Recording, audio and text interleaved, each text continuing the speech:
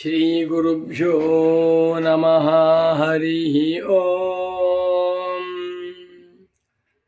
ಶಂಕರಂ ಶಂಕರಾಚಾರ್ಯಂ ಕೇಶವಂ ಬಾದರಾಯಣಂ ಸೂತ್ರಭಾಷ್ಯಕೃತೌ ವಂದೇ ಭಗವಂತೌ ಪುನಃ ಪುನಃ.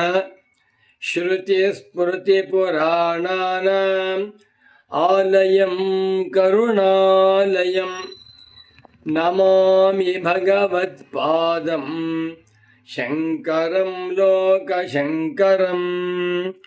ವಂದೇ तं ಸಚ್ಚಿದಾನಂದಂ ಯತಿವರ್ಯಂ ಮಹಾಮತಿಂ ವೇದಾಂತಸಾರಜ್ಞಂ ಸದ್ಗುರುಂ ಪ್ರಣತೋಸ್ಮ್ಯಹಂ. ಶ್ರೀಗುರುಂ ಪ್ರಣತೋಸ್ಮ್ಯಹಂ. ಸದಾಹಂ ಸಂಪ್ರದಾಯಜ್ಞಂ ಸಂಯಮೀಂದ್ರಂ ಸದಾಶ್ರಯಂ ಸದ್ಗುರುಂ ಸಚ್ಚಿದಾನಂದಂ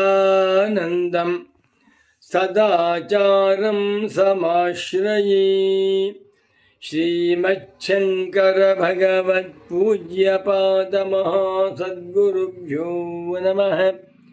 ಶ್ರೀ ಶ್ರೀ ಸಚ್ಚಿದಾನಂದೇಂದ್ರ ಸರಸ್ವತೀ ಸದ್ಗುರುಪಾದುಕಾಭ್ಯಾಂ ನಮಃ. ನಮೋ ನಮಃ ಶಂಕರ ಪಾದುಕಾಭ್ಯಾಂ. ಶಂಕರ ಭಾನು ಚಾನಲ್ ವೀಕ್ಷಕರು, ತತ್ವ ಜಿಜ್ಞಾಸು ಸಾಧಕರು, ಸದ್ಗುರು ಭಕ್ತರು, ಪ್ರೀತಿಯ ವೇದಾಂತಿಗಳು ಆಗಿರುವ ತಮ್ಮೆಲ್ಲರಿಗೂ ಇಂದಿನ ಕಾರ್ಯಕ್ರಮಕ್ಕೆ ಹೃತ್ಪೂರ್ವಕವಾದ ಪ್ರೀತಿಪೂರ್ವಕವಾದ ಸುಸ್ವಾಗತಗಳನ್ನು ಕೋರುತ್ತಾ, ಇಂದು ಕ್ರೋಧಿನಾಮ ಸಂವತ್ಸರದಲ್ಲಿ ದಕ್ಷಿಣಾಯನ ವರ್ಷ ಋತು ಶ್ರಾವಣ ಮಾಸ ಶುಕ್ಲಪಕ್ಷ ದ್ವಿತೀಯ ತಿಥಿ, ವಾರ ಮಂಗಳವಾರ, 2024 ಇಸವಿ ಆಗಸ್ಟ್ 6ನೇ ತಾರೀಖಿನ ಮಂಗಳವಾರದ ಹೃತ್ಪೂರ್ವಕವಾದ ಸ್ವಾಗತಗಳನ್ನು ಕೋರುತ್ತಾ ಇಂದಿನ ಕಾರ್ಯಕ್ರಮವನ್ನು ಪ್ರಾರಂಭ ಮಾಡೋಣ. ಪರಮ ಪೂಜ್ಯ ಶ್ರೋತ್ರಿಯರು, ಬ್ರಹ್ಮನಿಷ್ಠರು, ತಪೋವೃದ್ಧರು, ಜ್ಞಾನವೃದ್ಧರು ಮತ್ತು ಅನುಭವ ವೃದ್ಧರು, ಶಾಸ್ತ್ರ ವೃದ್ಧರು ಮತ್ತು ಆಶ್ರಮ ವೃದ್ಧರು ಆಗಿರುವ ಶ್ರೀ ಶ್ರೀ ಶ್ರೀ ಸಚ್ಚಿದಾನಂದೇಂದ್ರ ಸರಸ್ವತಿ ಸದ್ಗುರುಗಳವರ ಸಂಶೋಧನೆಗಳನ್ನು ಕುರಿತು ಅವರೇ ಬರೆದಿದ್ದಾರೆ. ಎಲ್ಲ ಗ್ರಂಥಗಳಲ್ಲಿಯೂ ಸಂಶೋಧನೆ ಬರೆದಿದ್ದಾರೆ. ವಿಶೇಷವಾಗಿ ಶುದ್ಧ ಶಾಂಕರ ಪ್ರಕ್ರಿಯಾ ಭಾಸ್ಕರ ಎನ್ನುವ ಸಂಸ್ಕೃತ ಗ್ರಂಥದಲ್ಲಿಯೂ ಇದರ ಅನುವಾದವನ್ನು ಇಂಗ್ಲೀಷಿಗೆ ಪೂಜ್ಯರಾದ ಸದ್ಗುರುಗಳೇ ಮಾಡಿದ್ದಾರೆ. ಅದರಲ್ಲಿಯೂ ಕೂಡ ಪೂಜ್ಯ ಸದ್ಗುರುಗಳು ಏನನ್ನು ಬರೆದಿದ್ದಾರೆಯೋ, ನನಗೆ ಏನನ್ನು ಪಾಠ ಮಾಡಿದ್ದಾರೆಯೋ ಅದನ್ನು ಚಿಂತನೆ ಮಾಡೋಣ. ಇಂದು ಸದ್ಗುರು ಸಂಶೋಧನಾ ಸಪ್ತಾಹ ಮಹೋತ್ಸವದಲ್ಲಿ 4ನೇ ದಿವಸದ ಕಾರ್ಯಕ್ರಮಕ್ಕೆ ನಾವೀಗ ಪದಾರ್ಪಣೆ ಮಾಡ್ತಾ ಇದ್ದೇವೆ. 4ನೇ ದಿವಸ. ಅಜ್ಞಾನತಿಮಿರಾಂಧಸ್ಯ ಜ್ಞಾನಾಂಜನಶಲಾಕಯ ಚಕ್ಷುರುನ್ಮೀಲಿತಂ ಯೇನ ತಸ್ಮೈ ಶ್ರೀ ಗುರವೇ ನಮಃ. ನಮೋ ನಮಃ ಸದ್ಗುರು ಪಾದುಕಾಭ್ಯಾಂ. ಸದ್ಗುರುಗಳು ಯಾರೆಂದರೆ, ಶಿಷ್ಯರ ಅಜ್ಞಾನಾಂಧಕಾರವನ್ನು ಜ್ಞಾನೋಪದೇಶದ ಮುಖಾಂತರವಾಗಿ ನಾಶ ಮಾಡುವ ಪ್ರತ್ಯಕ್ಷ ದೇವರು, ಪ್ರತ್ಯಕ್ಷ ದಕ್ಷಿಣಾಮೂರ್ತಿಯೇ ಸದ್ಗುರುಗಳು. ನನ್ನ ಪಾಲಿಗೆ ಪರಮ ಪೂಜ್ಯ ಶ್ರೀ ಶ್ರೀ ಶ್ರೀ ಸಚ್ಚಿದಾನಂದೇಂದ್ರ ಸರಸ್ವತಿ ಸ್ವಾಮಿಗಳವರೇ ದಕ್ಷಿಣಾಮೂರ್ತಿಯ ಸ್ವರೂಪರೂ ಆಗಿದ್ದಾರೆ. ಶಂಕರ ಭಗವತ್ ಪೂಜ್ಯಪಾದಾಚಾರ್ಯರ ಸ್ವರೂಪರಾಗಿ ಅಪರ ಶಂಕರರು ಆಗಿದ್ದಾರೆ. 4 ಶಾಂಕರ ವೇದಾಂತ ಪ್ರಕ್ರಿಯಾ ಸ್ವರೂಪಂ. ಎಷ್ಟು ಚೆನ್ನ ಶಾಂಕರ ವೇದಾಂತ ಪ್ರಕ್ರಿಯೆ. ಶಂಕರ ಭಗವತ್ ಪೂಜ್ಯ ಪಾದಾಚಾರ್ಯರವರು ಉಪದೇಶ ಮಾಡಿರುವ ವೇದಾಂತಕ್ಕೆ ಹೆಸರಾಯಿತು ಶಾಂಕರ ವೇದಾಂತ. ಶಾಂಕರ ವೇದಾಂತದಲ್ಲಿ ಪ್ರಕ್ರಿಯೆ ಮೆಥಡಾಲಜಿ ಒಂದು ಕ್ರಮವನ್ನು ಅನುಸರಿಸಿದ್ದಾರೆ. ಪ್ರಕ್ರಿಯೆ ಎನ್ನುವ ಮಾತಿಗೆ ಅರ್ಥವನ್ನು ಪರಮ ಪೂಜ್ಯ ಸದ್ಗುರು ಪುಂಗವರಾದ ಶ್ರೀ ಶ್ರೀ ಶ್ರೀ ಸಚ್ಚಿದಾನಂದೇಂದ್ರ ಸರಸ್ವತಿ ಸ್ವಾಮಿಗಳವರು ನಾನು ಹೇಳಿದ್ದಾರೆ. ಪ್ರಕ್ರಿಯತೆ ಉಪದೇಶ್ಯತೆ ಅನಯಾ ಇತಿ ಪ್ರಕ್ರಿಯೆ. ಯಯಾ ಪ್ರಕ್ರಿಯೆಯ ನಿರ್ವಿಶೇಷಂ ಬ್ರಹ್ಮ ಜಿಜ್ಞಾಸೂನಾಂ ಕೃತೆ ಉಪದಿಶ್ಯತೆ ಸಾ ಪ್ರಕ್ರಿಯಾ ಭವತಿ. ಶಂಕರ ಭಗವತ್ ಪೂಜ್ಯ ಪಾದಾಚಾರ್ಯರವರು ಅದ್ವೈತ ತತ್ವವನ್ನು ತಿಳಿಸಿಕೊಟ್ಟಿದ್ದಾರೆ. ಪ್ರಪಂಚವೆಲ್ಲವೂ ಅದ್ವೈತವಾದ ಬ್ರಹ್ಮವೇ, ಬ್ರಹ್ಮಕ್ಕಿಂತ ಭಿನ್ನವಾಗಿ ಏನೂ ಇಲ್ಲ. ಪರಿಪೂರ್ಣ ಬ್ರಹ್ಮವಂದೇ ಸತ್ಯ. ಆ ಬ್ರಹ್ಮವು ನಿಷ್ಪ್ರಪಂಚ, ನಿರುಪಾಧಿಕ, ನಿರವಯವ ಅದ್ವೈತವಾಗಿದೆ. ಇಂಥ ಪರಬ್ರಹ್ಮ ತತ್ವವನ್ನು ಎಲ್ಲರೂ ತಿಳ್ಕೊಳ್ಬೇಕಾದ್ರೆ ತಿಳಿಸೋರೊಬ್ಬರು ಬೇಕು. ಅಂಥ ಸದ್ಗುರು ವರೇಣ್ಯರಾದ ಶ್ರೀ ಶ್ರೀ ಶಂಕರಾಚಾರ್ಯರವರು ಯಾವ ಪ್ರಕ್ರಿಯೆಯಿಂದ, ಯಾವ ಉಪದೇಶ ಕ್ರಮದಿಂದ, ಯಾವ ಸಂಪ್ರದಾಯದಿಂದ ಅದ್ವೈತ ಸಿದ್ಧಾಂತವನ್ನು ಉಪದೇಶ ಮಾಡಿದ್ದಾರೆ ಎನ್ನುವುದನ್ನು ಪೂಜ್ಯ ಸದ್ಗುರುರೇ ಹೇಳ್ತಾ ಇದ್ದಾರೆ. ಅಥ ಇದಾನೀಂ ತತ್ ಸಂಪ್ರದಾಯಾಭಿಮತ ವೇದಾಂತ ಪ್ರಕ್ರಿಯಾ ಸ್ವರೂಪಂ ನಿರ್ಧಾರಣೀಯಂ. ಎಷ್ಟು ಚೆನ್ನಾಗಿ ಬೆಳೀತಾರೆ. ಈಗ ಶಂಕರಾಚಾರ್ಯರವರು ಉಪದೇಶ ಮಾಡಿರುವ ವೇದಾಂತ ಸಿದ್ಧಾಂತವನ್ನು ಅರ್ಥ ಮಾಡಿಕೊಳ್ಳಬೇಕಾದರೆ ಅದಕ್ಕೆ ಯಾವ ಪ್ರಕ್ರಿಯೆ ಬೇಕು, ಆ ಪ್ರಕ್ರಿಯಾ ಸ್ವರೂಪವೇನು ಎನ್ನುವುದನ್ನು ನಾವೀಗ ನಿರ್ಧಾರಣೆ ಮಾಡಬೇಕಾಗಿದೆ. ತುಂಬ ಇದೆ.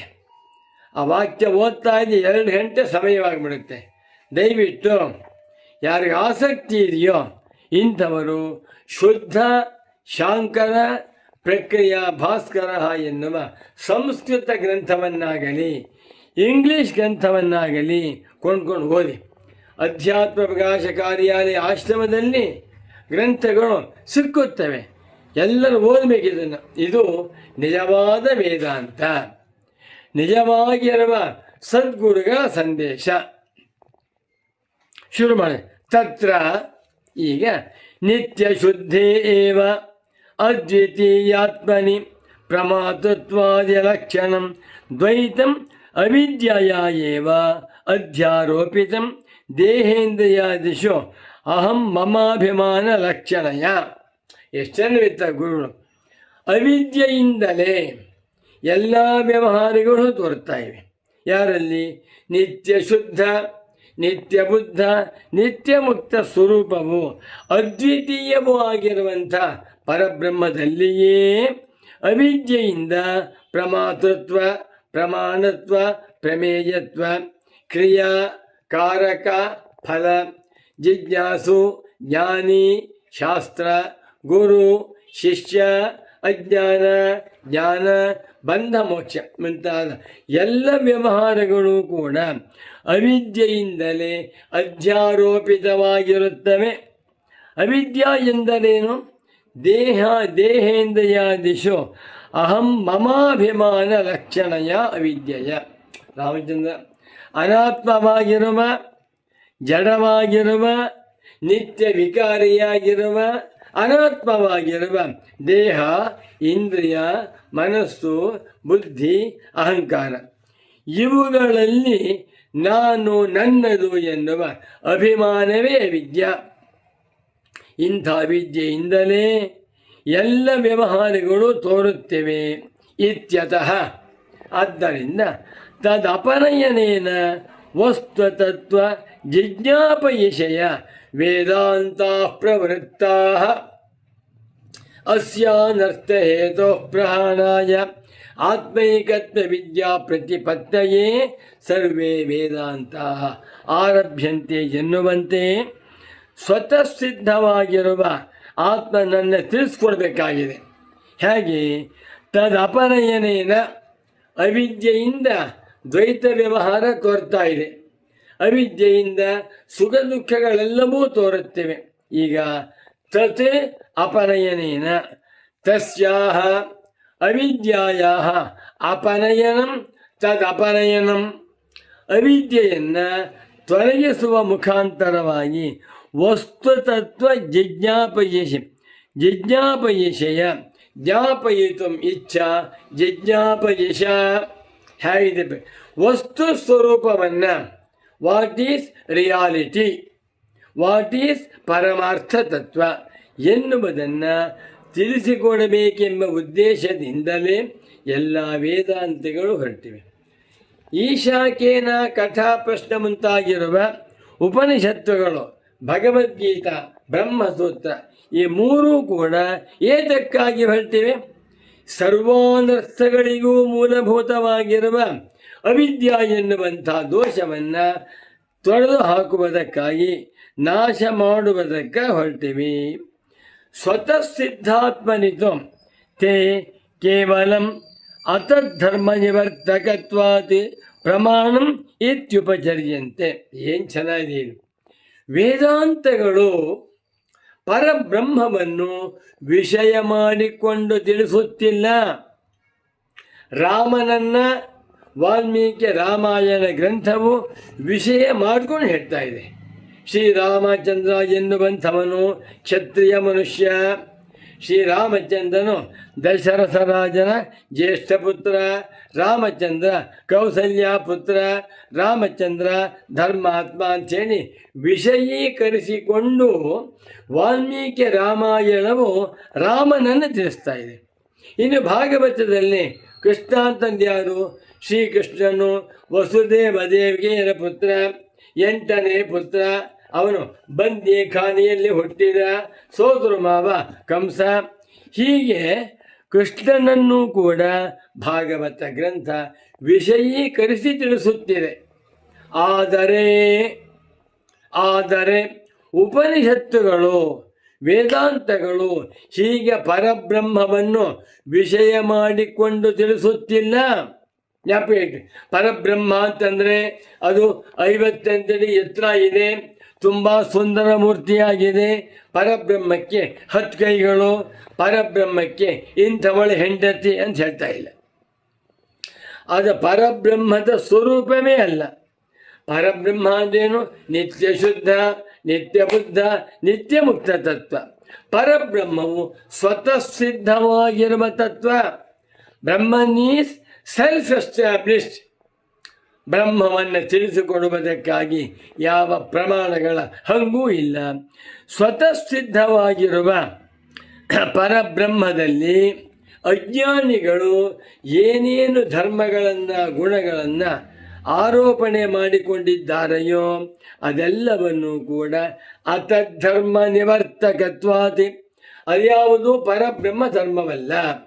ಅಥಾತಾದೇಶೋ ನೇತಿ ನೇತಿ ಇತ್ಯಾದಿ ವಾಕ್ಯಗಳಿಂದ ಉಪನಿಷತ್ತುಗಳು ಪರಬ್ರಹ್ಮವನ್ನು ಅತದ್ಧರ್ಮ ವ್ಯಾಪರ್ತವಾಗಿರುವುದರಿಂದ ಪ್ರಮಾಣ ಅಂತ ಉಪಚರ್ಯಂತೆ. ನೋಡಿ ಹೇಗಿದೆ, ಪ್ರಮಾಣ ಅಂತ ಉಪಚಾರಕ್ಕಾಗಿ ಹೇಳ್ತಾ ಇದ್ದಾರೆ. ನಿಜವಾಗಿ ಪರಬ್ರಹ್ಮದ ವಿಷಯದಲ್ಲಿ ಯಾವ ಶಾಸ್ತ್ರವೂ ಪ್ರಮಾಣವಲ್ಲ. ಏಕೆಂದರೆ ಪ್ರಮಾಣ ಪ್ರಮೇಯ ಭೇದವೇ ಅವಿದ್ಯಾಕಲ್ಪಿತವಾಗಿದೆ.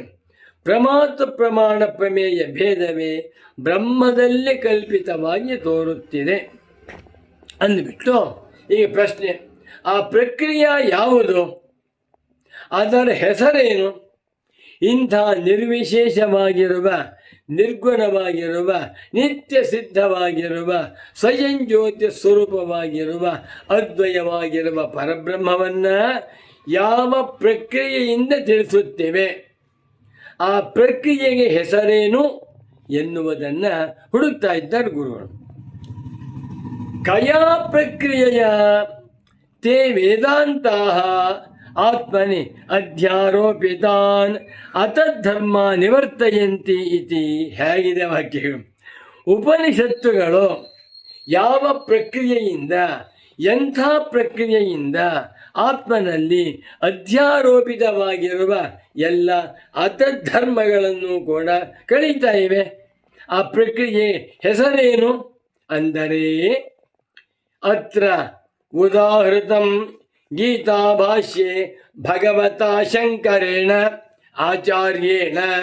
ನೋಡಿ ಎಷ್ಟು ಚೆನ್ನಾಗಿ ಈ ಪ್ರಕ್ರಿಯೆಗೆ ಹೆಸರನ್ನು ಭಗವತ್ಪಾದ ಶಂಕರಾಚಾರ್ಯರವರು ಭಗವದ್ಗೀತಾ ಭಾಷ್ಯದಲ್ಲಿ ಉದಾಹರಿಸಿದ್ದಾರೆ. ಈ ಪ್ರಕ್ರಿಯೆಯನ್ನು ಶಂಕರಾಚಾರ್ಯರು ಕಂಡು ಹಿಡಿಯಲಿಲ್ಲ. ಶಂಕರರಿಗಿಂತ ಹಿಂದೆ ಇದ್ದ ಎಲ್ಲ ಅದ್ವೈತಿಗಳು ಒಪ್ಕೊಂಡಿದ್ದಾರೆ, ಅವರೂ ಕಂಡುಹಿಡಿದಿಲ್ಲ.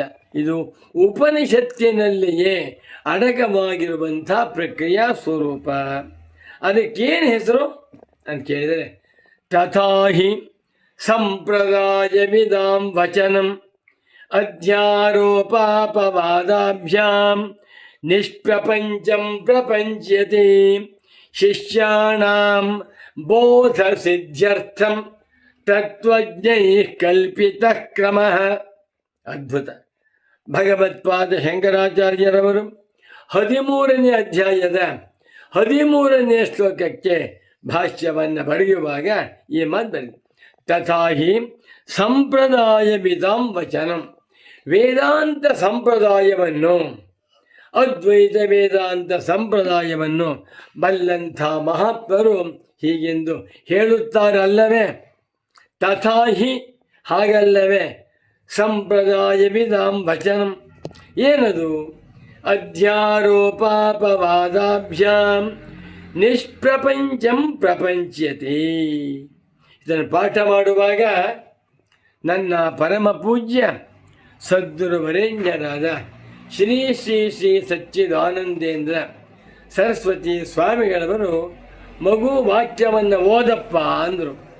ನಾನು ತಥಾಹಿ ಸಂಪ್ರದಾಯವಿದಾಂ ವಚನಂ ಅಧ್ಯಾರೋಪಾಪವಾದಾಭ್ಯಾಂ ನಿಷ್ಪ್ರಪಂಚಂ ಪ್ರಪಂಚತೆ ಎಂದು ಓದ್ದೆ.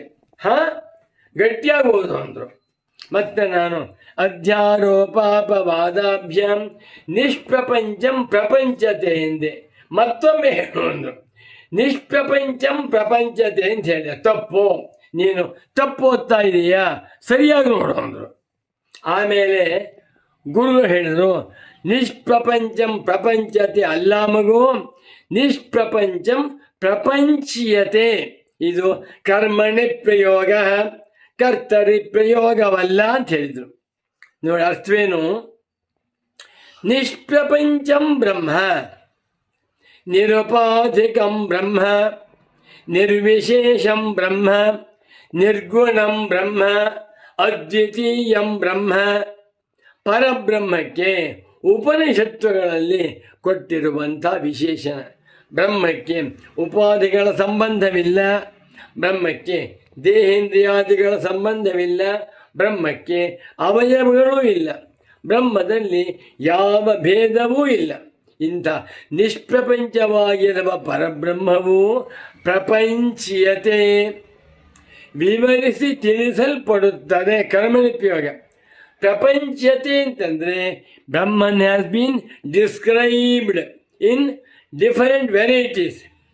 ಇಂಥ ನಿಷ್ಪ್ರಪಂಚವಾಗಿರುವ, ಅದ್ವಿತೀಯವಾಗಿರುವ, ನಿರ್ಗುಣವಾಗಿರುವ ಬ್ರಹ್ಮವನ್ನು ಉಪನಿಷತ್ತುಗಳು ನಮಗೆ ಅರ್ಥವಾಗುವಂತೆ ವಿವರವಾಗಿ ತಿಳಿಸಿಕೊಡುತ್ತಿವೆ. ಹೇಗೆ? ಯಾವ ಕ್ರಮದಿಂದ? ಅಧ್ಯಾರೋಪಾಪವಾದಾಭ್ಯಾಂ, ಅಧ್ಯಾರೋಪಶ್ಚ ಅಪವಾದಶ್ಚ ಅಧ್ಯಾರೋಪಾಪವಾದೌ ತಾಭ್ಯಾಂ. ಅಧ್ಯಾರೋಪ ಮಾಡಿ ಅಧ್ಯಾರೋಪವನ್ನು ಅಪವಾದ ಮಾಡುವ ಮುಖಾಂತರ. ಇಲ್ಲಿ ಗುರು ತುಂಬ ಹೇಳಿದ್ದಾರೆ ನನಗೆ.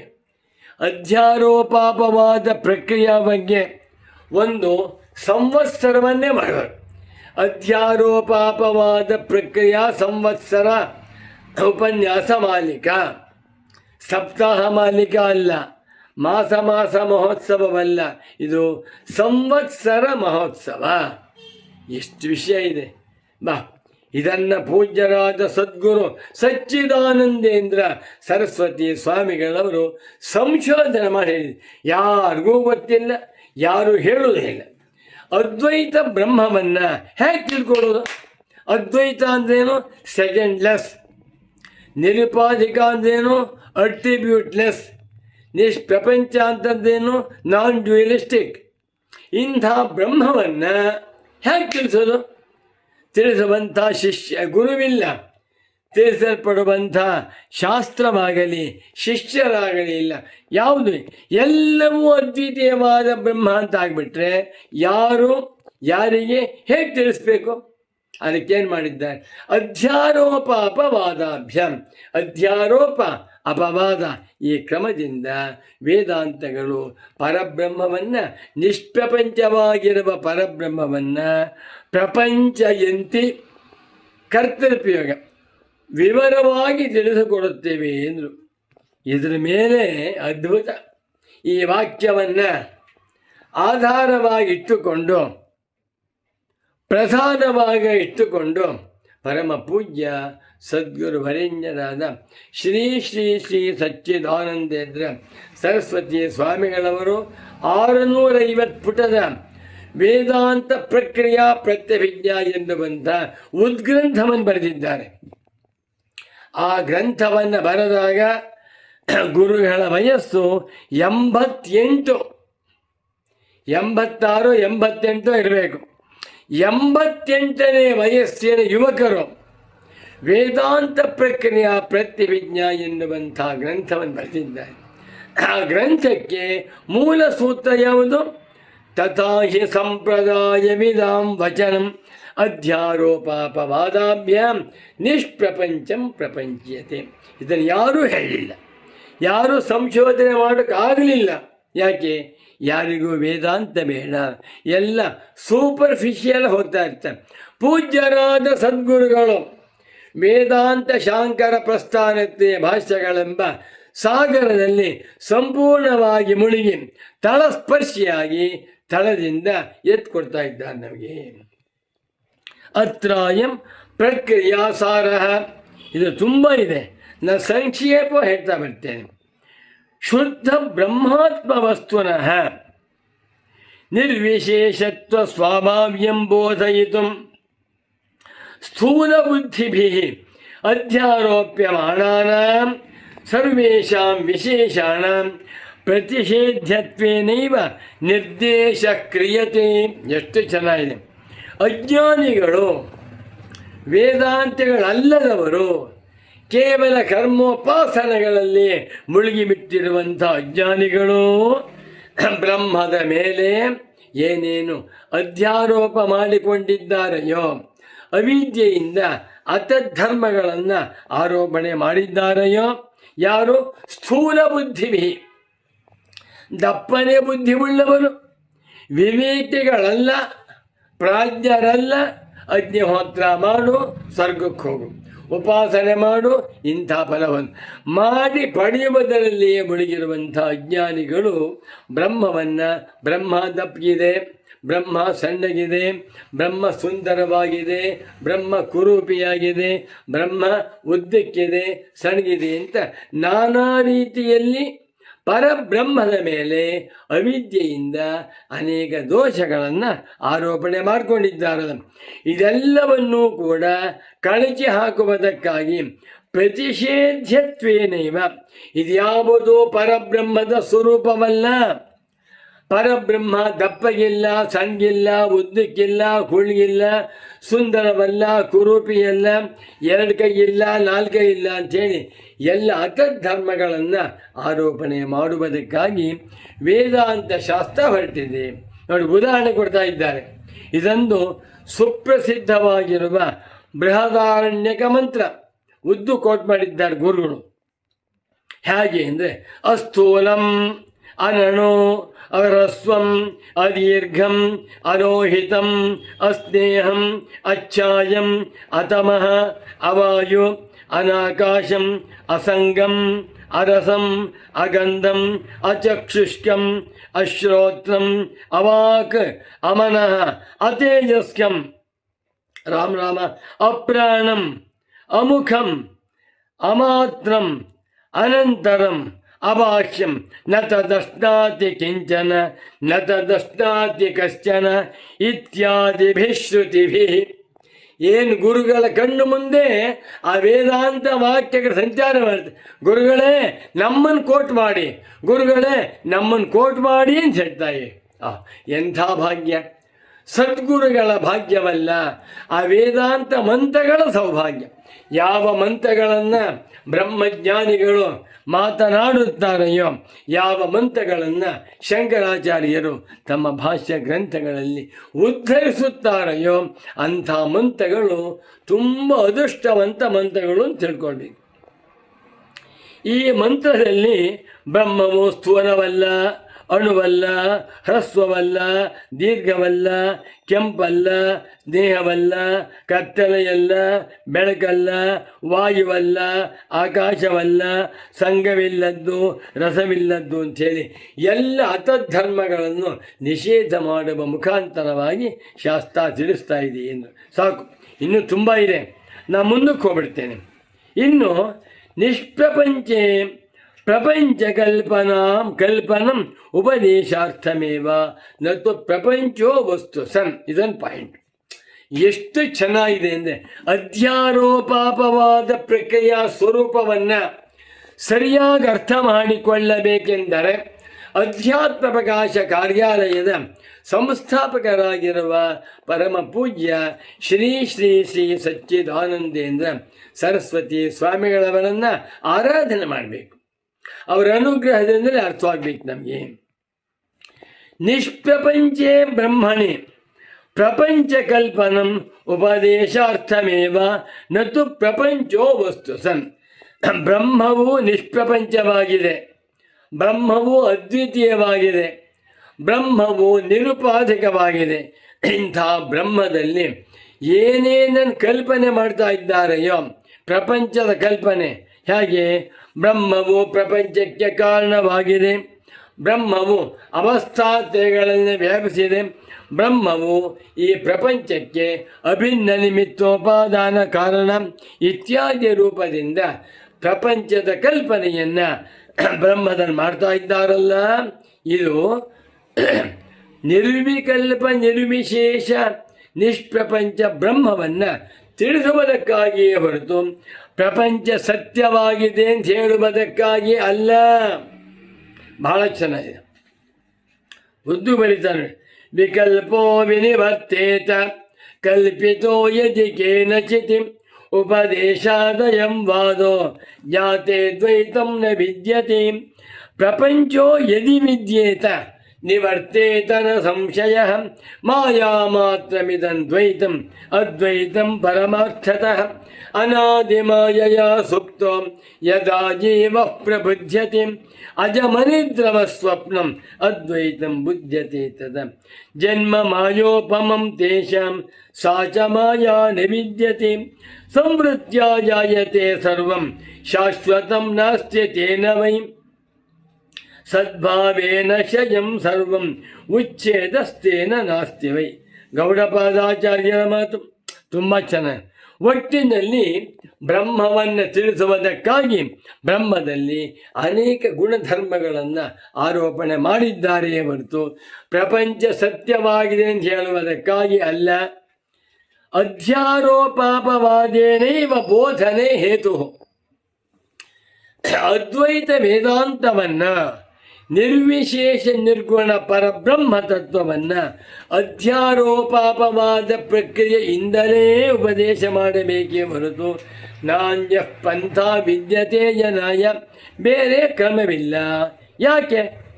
ಅಧ್ಯಾರೋಪಾಪವಾದ ಕ್ರಮದಿಂದಲೇ ಪರಬ್ರಹ್ಮವನ್ನು ಯಾಕೆ ತಿಳಿಸಬೇಕು ಅಂತಂದರೆ, ಸ್ವತಃ ಸಿದ್ಧಸ್ಯ ಆತ್ಮನಃ ವಿಷಯತ್ವ ಅಭಾವಾತ್ ದುರ್ಬೋಧತ್ವ ಮಾಲಕ್ಷ್ಯ ವಿವಿಧ ಅಧ್ಯಾರೋಪಂ ಕುರ್ವತಿ ಶ್ರುತಿ ಅಧ್ಯಾರೋಪಿತ ಅಪಾಯಸ್ಯ ಮಿಥ್ಯಾತ್ವಾತ್ ಅಗ್ರಾಹ್ಯತ್ವಮೇವ ಜ್ಞಾಪಯತಿ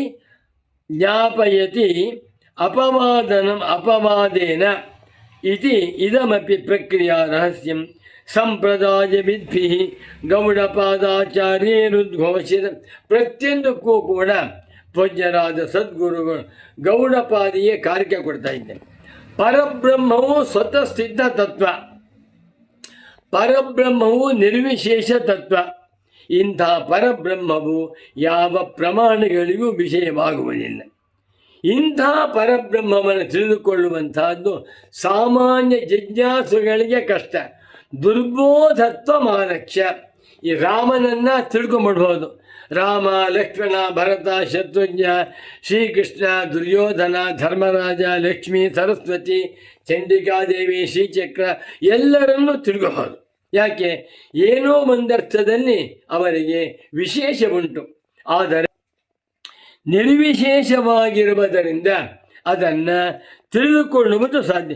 ದುರ್ಬೋಧತ್ವ ಮಾನಕ್ಷ. ಬ್ರಹ್ಮವನ್ನು ತಿಳಿದುಕೊಳ್ಳುವಂತಹದ್ದು ತುಂಬ ಕಷ್ಟ ಎನ್ನುವುದನ್ನು ಕಂಡು ನಾನಾ ರೀತಿಯ ಅಧ್ಯಾರೋಪಗಳನ್ನು ಪರಬ್ರಹ್ಮದ ಮೇಲೆ ಹುಟ್ಟಾಕುತ್ತಾ ಶ್ರುತಿಯು ತಾನು ಅಧ್ಯಾರೋಪ ಮಾಡಿರುವ ಎಲ್ಲ ಅಧ್ಯಾರೋಪಗಳನ್ನು, ಎಲ್ಲ ವಿಶೇಷಗಳನ್ನು ಕೂಡ ಕಳೀತಾ ಇದೆ. ಎಷ್ಟು ಚೆನ್ನಾಗಿದೆ ಬಂದು ತಿಳ್ಕೊಂಡಿದ್ದ.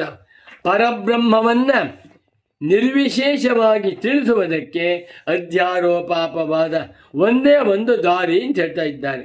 ಇದನ್ನೇ ಭಗವಾನ್ ಗೌಡಪಾದಾಚ ಹೇಳ್ತಾರೆ. ಸಯೇಶನೇತಿರೇತೀತಿ ವ್ಯಾಖ್ಯಾತಂ ನಿನ್ಹುತೆ ಜತಃ ಸರ್ವಮಗ್ರಾಹ್ಯ ಭಾವೇನ ಹೇತ್ವನ ಅಜಂ ಪ್ರಕಾಶತೆ.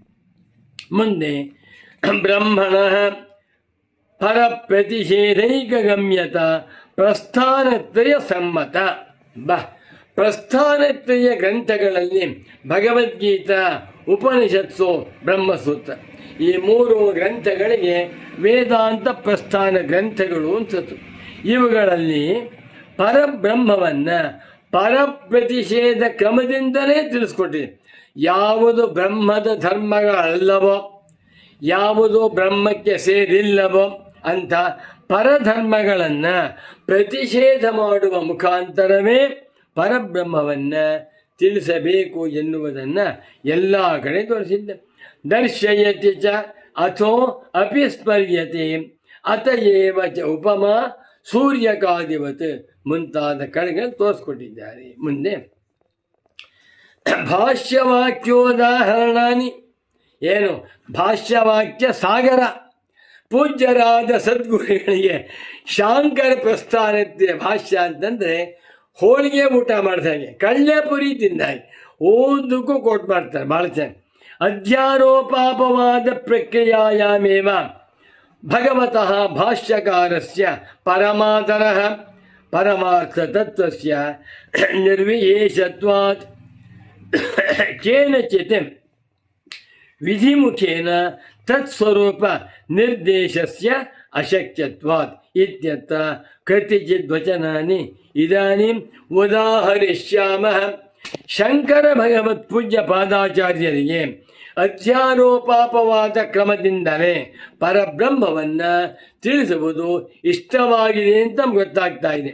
ಯಾಕೆ ಅಂದರೆ ಆ ಪರಮಾರ್ಥ ತತ್ವವು ನಿರ್ವಿಶೇಷವಾಗಿರುವುದರಿಂದ ಬ್ರಹ್ಮಕ್ಕೆ ಗುಣಗಳಿಲ್ಲ, ಧರ್ಮಗಳಿಲ್ಲ, ವಿಶೇಷಗಳಿಲ್ಲ, ಆಕಾರವಿಲ್ಲ, ವಿಕಾರವಿಲ್ಲ, ನಾಮರೂಪಗಳಿಲ್ಲ, ಇಲ್ಲ ಎನ್ನುವಂತೆ ಇಲ್ಲ. ಇಂಥ ಪರಬ್ರಹ್ಮವನ್ನು ತಿಳಿಸಬೇಕಾದರೆ ಒಂದೇ ಒಂದು ಮಾರ್ಗ ಅಂತಂದರೆ ಅಧ್ಯಾರೋಪ ಅಪವಾದ ಎಂದು ತೋರಿಸ್ಕೊಡ್ತಾರೆ. ಗೌರಸೌ ಸ್ಪಂದತೆ ಶುಕ್ಲ ವಿಷಾಣಿ ಇತಿ ಯಥಾ ಲೋಕೆ ನಿರ್ದಿಶ್ಯತೆ. ಅಧ್ಯಾರೋಪಿತ ನಾಮರೂಪ ಕರ್ಮದ್ವಾರೇಣ ತಥಾ ಬ್ರಹ್ಮ ನ ನಿರ್ದಿಶ್ಯತೆ.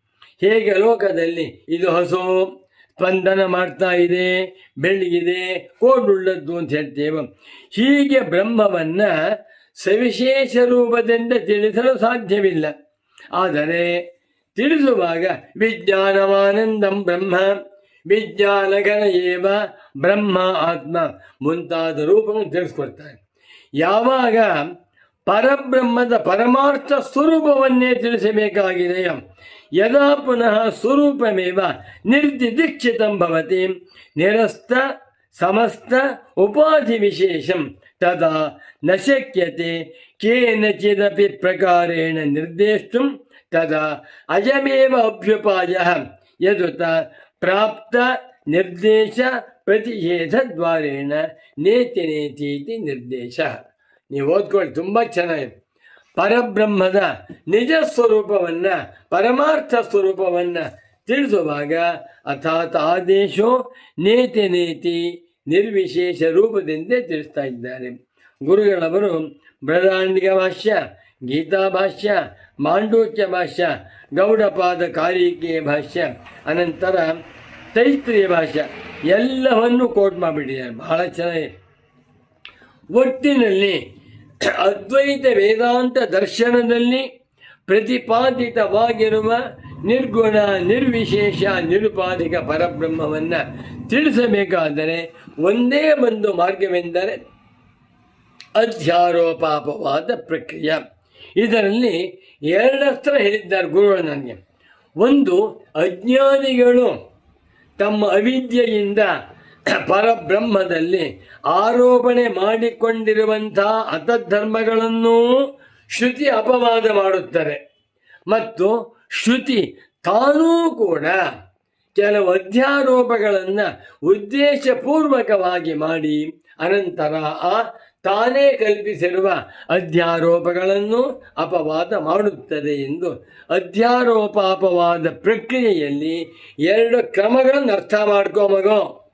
ಒಂದು, ಅಜ್ಞಾನಿಗಳು, ಅವಿವೇಕಿಗಳು, ಸ್ಥೂಲ ಬುದ್ಧಿಯುಳ್ಳವರು ಬ್ರಹ್ಮದಲ್ಲಿ ಏನೇನೋ ತಪ್ಪು ಕಲ್ಪನೆ ಮಾಡ್ಕೊಂಡ್ಬಿಟ್ಟಿದ್ದಾರೆ. ಅದಕ್ಕೆ ಅಧ್ಯಾರೋಪ ಅಂಥದ್ದು. ಅಜ್ಞಾನಿಗಳು ಮಾಡಿರುವಂಥ ಅಧ್ಯಾರೋಪಗಳನ್ನು ಶಾಸ್ತ್ರ ಕಳೀತಾ ಇದೆ. ಮತ್ತೊಂದು, ಶಾಸ್ತ್ರವೇ ಅಧ್ಯಾರೋಪ ಮಾಡ್ತಾ ಇದೆ. ಪರಬ್ರಹ್ಮವನ್ನು ವೇದಾಂತ ಶಾಸ್ತ್ರಗಳು ತಿಳಿಸುತ್ತವೆ ಅಂತ ಹೇಳ್ತಾ ಇದೆ. ಶಾಸ್ತ್ರಗಮ್ಯತ್ವ ಅಧ್ಯಾರೋಪಿತಂ, ಅದು ಸತ್ಯವಾ? ಅಲ್ಲ. ಶಾಸ್ತ್ರದಿಂದ ಬ್ರಹ್ಮವನ್ನು ತಿಳ್ಕೊಳ್ಬೇಕು ಅಂತ ಶಾಸ್ತ್ರವೇ ಹೇಳ್ತಾ ಇದೆ. ಇಲ್ಲಿ ಶಾಸ್ತ್ರಯೋನಿತ್ವಾತ್ ಶಾಸ್ತ್ರಮೇವ ಪರಸ್ಯ ಬ್ರಹ್ಮಣಃ ಅವಬೋಧೆ ಪ್ರಮಾಣಂ ಅನ್ನುವುದು ಅಧ್ಯಾರೋಪ. ಅಪವಾದವೇನು? ಶಾಸ್ತ್ರವೊಂದನ್ನು ಬಿಟ್ಟು ಉಳಿದ ಪ್ರತ್ಯಕ್ಷಾದಿ ಪ್ರಮಾಣಗಳಿಂದ ಪರಬ್ರಹ್ಮವನ್ನು ತಿಳಿದುಕೊಳ್ಳಲು ಸಾಧ್ಯವಿಲ್ಲ ಅಂತ ಅಪವಾದ. ಈ ಹೇಳಿಬಿಟ್ಟು ಕೊನೆಯ ವಾಕ್ಯ ಓದ್ತಾ ನೋಡಿ, ಚೆನ್ನಾಗಿದೆ. ಅಥ ವೇದಾಂತ ಪ್ರಕ್ರಿಯಾ ವಿಶೇಷ ಪ್ರದರ್ಶ್ಯಂತೆ ಸರ್ವತ್ರ ಪ್ರಧಾನ ಪ್ರಕ್ರಿಯಾನುಗಮ ಖ್ಯಾಪನಾರ್ಥಂ ಸಮಾನಂತರ ಉತ್ತರ ಕಿರಣ. ಈಗ ಮುಂದೆ ಈ ಅಧ್ಯಾರೋಪಾಪವಾದ ಪ್ರಕ್ರಿಯೆಯಲ್ಲಿ ಎಷ್ಟು ಉಪಪ್ರಕ್ರಿಯೆಗಳಿವೆ ಎನ್ನುವುದನ್ನು ನಾವು ಹೇಳ್ತೇವೆ. ಒಟ್ಟಿನಲ್ಲಿ ಶಾಂಕರಾದ್ವೈತ ವೇದಾಂತ ಸಿದ್ಧಾಂತವನ್ನು ಅರ್ಥ ಮಾಡಿಕೊಳ್ಳಬೇಕಾದರೆ ಅಧ್ಯಾರೋಪಾಪವಾದ ಪ್ರಕ್ರಿಯೆಯಿಂದಲೇ ಸಾಧ್ಯವೇ ಹೊರತು ನಾಣ್ಯ ಪಂಥ ವಿದ್ಯತೇಜನಾಯ ಎನ್ನುವ ವಿಷಯವನ್ನು ಪರಮಪೂಜ್ಯ ಸದ್ಗುರುವರೆಣ್ಯರಾದ ಶ್ರೀ ಶ್ರೀ ಶ್ರೀ ಸಚ್ಚಿದಾನಂದೇಂದ್ರ ಸರಸ್ವತಿ ಸ್ವಾಮಿಗಳವರು ಇಲ್ಲಿ ತಿಳಿಸಿಕೊಟ್ಟಿದ್ದಾರೆ ಎಂದು ಹೇಳುತ್ತಾ ಈ ಸದ್ಗುರು ಸಂಶೋಧನ ಸಪ್ತಾಹ ಮಹೋತ್ಸವದ 4ನೇ ದಿವಸದ ಉಪನ್ಯಾಸವನ್ನು ಸದ್ಗುರುಗಳ ಪಾದ ಪದ್ಮಗಳಿಗೆ ಸಮರ್ಪಣೆ ಮಾಡುತ್ತಾ ಈ ಉಪನ್ಯಾಸವನ್ನು ಇಲ್ಲಿಗೆ ಸಂಪನ್ನಗೊಳಿಸುತ್ತಿದ್ದೇನೆ. ನಮೋ ನಮಃ ಸದ್ಗುರು ಪಾದುಕಾಭ್ಯಾಂ, ನಮೋ ನಮಃ ಶಂಕರ ಪಾದುಕಾಭ್ಯಾಂ. ಓಂ ಶಾಂತಿ ಶಾಂತಿ ಶಾಂತಿ.